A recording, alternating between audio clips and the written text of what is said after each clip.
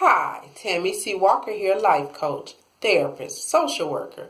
Here today to talk to you about how to deal with disappointment. This is a topic all of us can relate to, regardless of how much money we have, how successful we are, color, race, creed, religion. We all can relate to this topic. Hit the subscribe button for me, please, and like. Let's get started. How to deal with disappointment. Well, how do you deal with it? I'll give you 3 scenarios, and at the end, I'll explain how sometimes actually disappointment may even eventually help us. Scenario number 1, you really need that job. You've been on the interviews. Unemployment has run out. So this last interview, you get a phone interview and an in-person interview, and last but not least, they call you back for a second time. You know you have it in the bag. You get that phone call. Guess what? They went with the other candidate. How disappointing is this? This has happened to me, and it doesn't feel good to be rejected, especially in the midnight hour when you really need that job.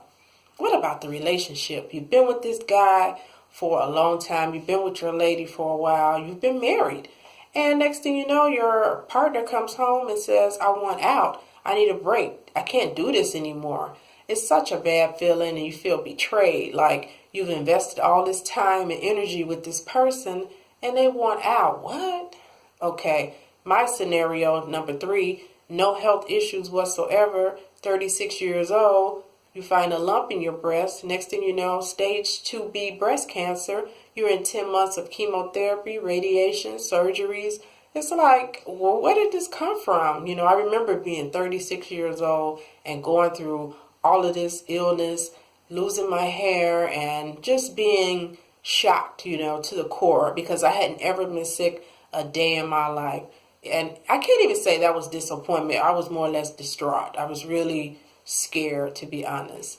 The first scenario with the job loss, it happens, and you go on these interviews and you have it in the bag, and for whatever reason they go with another candidate, especially when you really need that job. It hurts so bad. But a lot of times those companies that you did not get the job with, they end up going belly up, or maybe you and that manager wouldn't have really, got along well. So a lot of times we're being blocked from things that are not for us. If you really think back, eventually you ended up being at the job that you were meant to be at. And a lot of times when things don't go our way, it's a protection mechanism. Same with the relationships. Relationships come and they go downs. Because your partner says they want out, it doesn't mean they won't return. And maybe when they do return, you may not even want them. But relationships are that way, up and down. It can be fickle because people are fickle, but they have free will, and they actually it's their prerogative to say they don't want to be with us. It doesn't feel good, but we get through it. Sometimes when they leave, it's the best thing in the world. You end up with the better match, or they may leave and improve themselves, and while they're gone, you improve yourselves and you meet in the middle.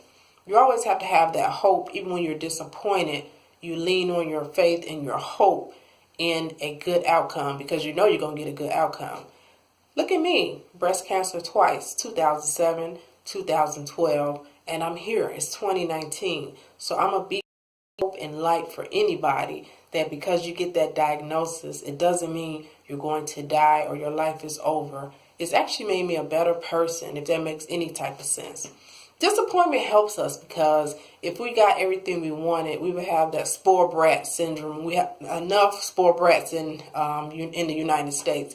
But it also helps us appreciate good times. If you didn't have rain, you wouldn't appreciate the sun. If you didn't have scarcity, you wouldn't appreciate getting that $75,000 job. If you didn't have that beautiful relationship fall apart sometimes, it wouldn't make you hold your significant other as tight. We have to be grateful and appreciate the good times. We all get disappointed. Lord knows I have been, and I'm kind of disappointed right now at times. But I'm trying to look inward and say, what can I get from this? What is the lesson in this? And what did I contribute to any of these situations?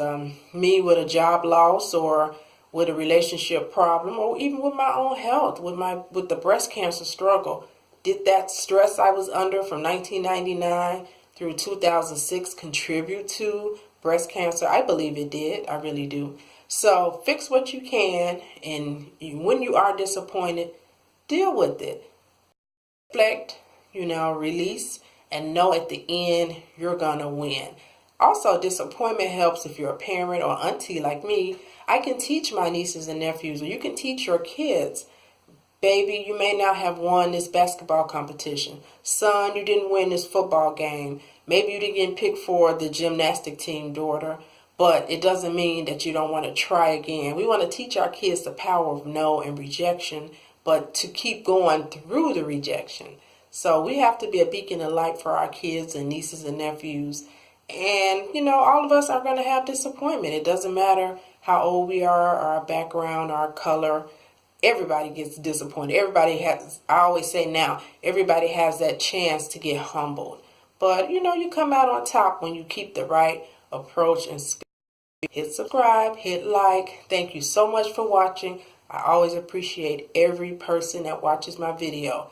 Don't be disappointed for long, because you're going to win in the end. Again, Tammy C. Walker, life coach. Bye.